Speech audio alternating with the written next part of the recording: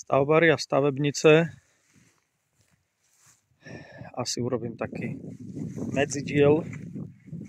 Nechcel som ešte teraz, ale môžem. Takže zvislý polystyrén je už všetek v zhutnenom kameni. Tam bude nejaká dielňa, toto bude nejaký dom, tam bude zimná záhrada, tam bude zase nejaká dielňa. Prečo tie dielňa a zimná záhrada majú tiež zvislý polystyrén? Je to preto, lebo dom bude mať vodorovný polystyrén, to je jasné. Tam ide základová doska a tá doska bude fungovať ako akumulátor, ako tepelný akumulátor.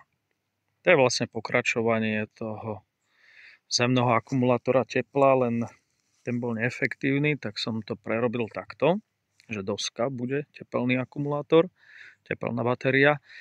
Ale v týchto menších miestnostiach, v týchto menších prístavbách využívam stále isté teplo tej zeminy, ale tam už nebude vodorovný polystyrén.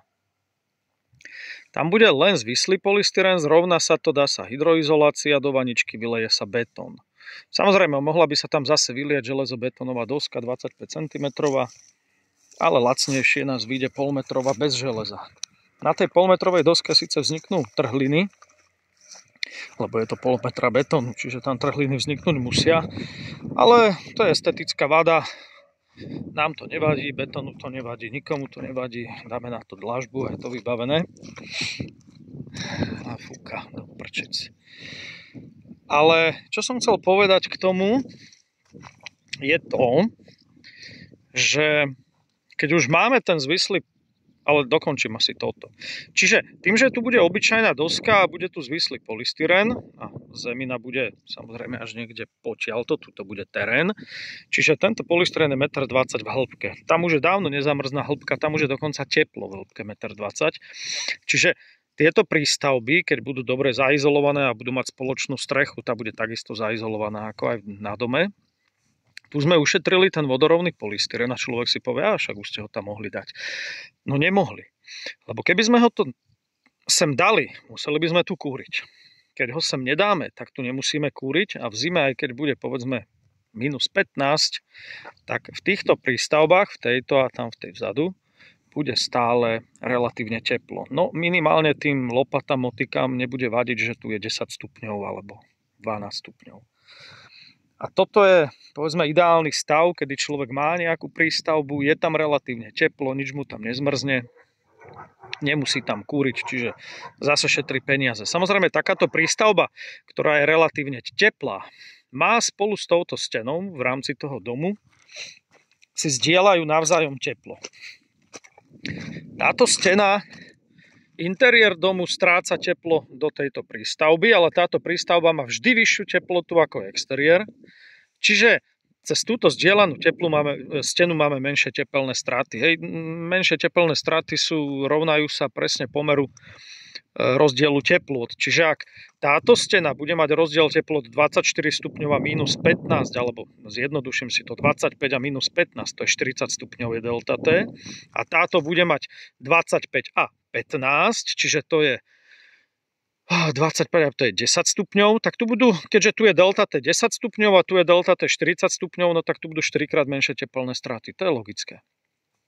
Takisto toto funguje aj v lete. No ale teraz sa vrátim k tomuto výkopu. Keď už máme výkop pre ten zvislý polystyrén, tak bola by blbosť to teraz zasypávať. A práve to je to, na čo veľa začiatočníkov, amatérov, aj niektoré profesionálne partie buď na to zabúdajú, alebo nemajú taký zvyk, alebo ja neviem, prečo to nerobia, ale hneď do tohto výkopu teraz dáme drenážku a z vody, dažďovej vody, prípadne nejakú kanalizáciu, elektriku, čokoľvek proste potrebujeme v exteriéri mať, to sem dáme. Čiže využijeme na to ten výkop. Preto tá doska v konečnom dôsledku vyjde lacno. Samozrejme, ak nejaká firma napočíta všetky tieto drenážky, hej, dažďovú kanalizáciu, ja neviem čo všetko ešte by sa sem dalo dať, Potom tu napočíta vodorovný polystyren, hydroizoláciu, zhutňovanie a tak ďalej, a tak ďalej, a tak ďalej. Keď sa to napočíta, takúto cenu takýchto základov dáme človeku, ktorý predtým od inej firmy dostal iba nacenenie klasických základových pásov, ktoré sa urobia tak, že na takejto lúke sa proste vykopajú nejaký štvorec, vylejú sa tam pásy, vybere sa hlina, zhutní sa to a vyleje sa betón. Tak samozrejme, že také niečo a takéto niečo je cenovo niekde inde. Ale potom tí ľudia, ktorí majú takúto obyčajnú základovú dosku, kde sa na nič nemyslelo dopredu, tak potom na konci stavby väčšinou si spomenú, aha, počkaj, ešte musíme dažďovú kanalizáciu, aha, počkaj, ešte drenažku. No a naraz zistia, že aha, tak my teraz musíme tie základy znova odkopať. No a príde bagrista, zistí, že sa tam nemá ako zmestiť, tak si zoberie takýto malý bagri, ktorý má šírku 1,20 m, aby sa tam zmestil. Musí to vynášať v malej lyžičke niekde vonku a zrazu máme zbytočnú robotu, lebo už raz sme to vykopali. Vykopalo sa to aj pri tých základových pásoch. Mohlo sa to tam dať. Nedalo sa to. A potom zrazu sa nám ten dom začína predražovať na konci. Ale na začiatku mal človek velikánsku radosť, akú lacnú základovú dosku mal. Ako mi to lacno nacenila tá firma, oni sú takí dobrí, že mi to tak lacno urobili. Ale keď si spočíta tieto dodatočné práce a potom keď si spočíta, že vlastne v takejto doske už ten podlahový polystyren bol, aj tá hydroizolácia pod ním a on to v tej klasickej základovej doske so základovými pásmi musí robiť až potom dodatočne, keď už je vlastne interiér, strecha zaklopená, okna zaklopené, potom sa vlastne robí nejaká elektroinštalácia, vodoinštalácia a potom sa urobí vlastne podlahový polystyren, tam sa dá hydroizolácia, podlahový polystyren a zalieva sa to poterom. Tak zrazu zistíme, že my sme len tie peniaze v čase presunuli a keby sme to všetko spočítali, tak zistíme, že urobiť to všetko takto na začiatku je omnoho lacnejšie, ako robiť to postupne, tie základy nebude odkopávať a proste komplikovať si tú robotu. Ide len o to, mať to všetko nakreslené, rozmýšľať nad tým a urobiť to všetko naraz. Teraz sa idem pozrieť, ako je urobená tá zimná záhrada a pri nej sa zastavím, lebo zimná záhrada má tiež vlastne zvislý polystyren. O čo ide v zimnej záhrade? Tuto máme tiež tepelný akumulátor, takisto je tu polmetrová doska. Bude tu v tomto dome krb. Toto vlastne bude slúžiť ako terasa. Čiže v lete to bude slúžiť ako terasa. Klasická terasa, otvorená, hej, minimálne z dvoch strán, prestrešená, zatemnená v lete. Čiže klasická terasa. Tam niekde bude krb, pravdepodobne, ale ten krb, keď už človek v zime si ho nejako, ja hovorím, že zapne, hej, hodí tam drevo a zapali to. Máme nejaký vatovec. Purpena. Niekomu ušlo. No, tak keď tu bude ten krb a niekedy zvykne krb zohriať akumulačnú nádrž aj boiler, ale človek ešte stále chce nejako si len tak kúriť v tom krbíku, lebo všade je sneh. Má pokoj, proste pohodička, tak niekedy nám začne signalizácia pípať, že pozor, akumulačná nádrž je prehriatá, prestaňte kúriť. No v tomto prípade nemusíme, lebo to teplo z toho krbu pôjde do tejto podzemnej, do tejto vlastne do tohto tepelného akumulátoru, do tej tepelnej batérie. Ale tuto ten betón sa môže kľudne zohriať na takú teplotu, že až nám to bude nepríjemné, hej, kľudne ho, ak to niekto vydrží, môže ho kľudne zohriať aj na 60-70 stupňov.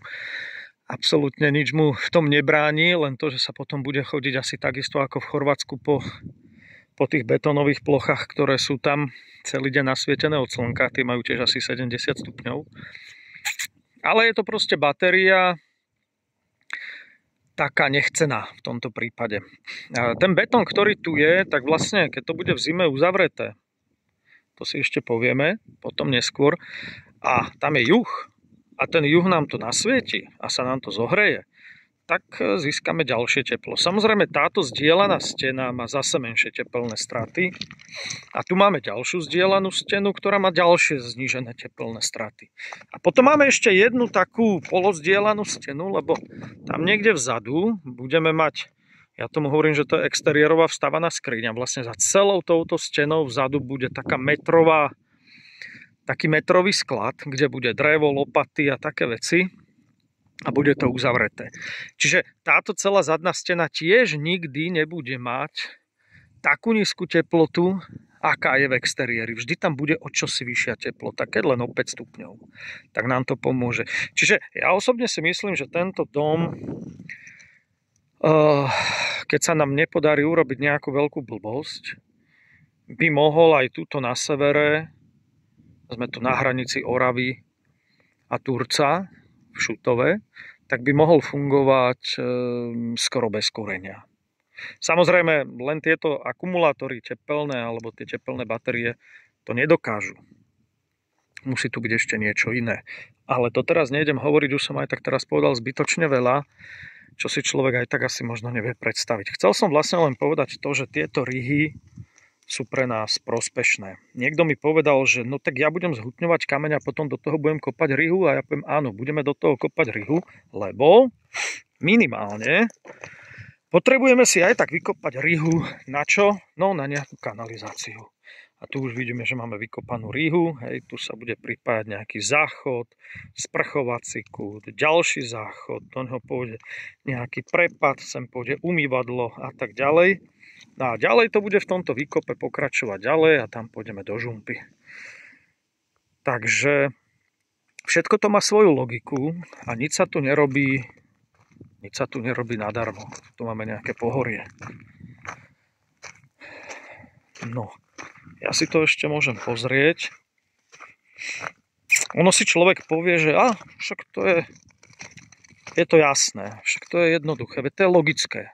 Áno, všetko je to ľahké, všetko je to logické, všetko je to jednoduché, len to treba urobiť a treba to vymyslieť. No, chalanom sa to podarilo úplne perfektne. Samozrejme, sú tu nejaké nuancy pri montáži, tomu sa nevenujem úplne detailne, ako sa montujú tieto steny, tak aby to išlo rýchlo, ale tieto tyčky vám asi niečo naznačujú. To by tie videá mali pol hodinu každé.